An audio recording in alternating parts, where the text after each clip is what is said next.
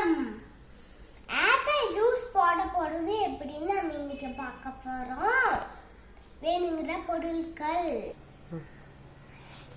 Apple, சர்க்கரை, பால்.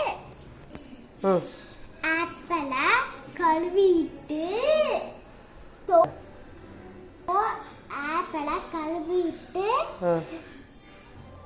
தோல் சீவுங்க.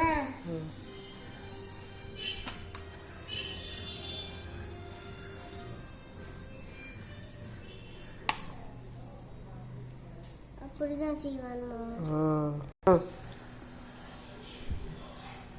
இப்போ கட் பண்ணியாச்சு, மிக்ஸில போட்டாச்சு. இப்போ தண்ணி எடுத்து ஊத்துங்க.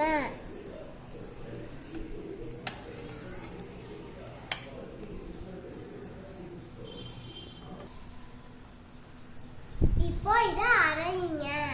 தேவையான அளவு சர்க்கரை போட்டுருங்க.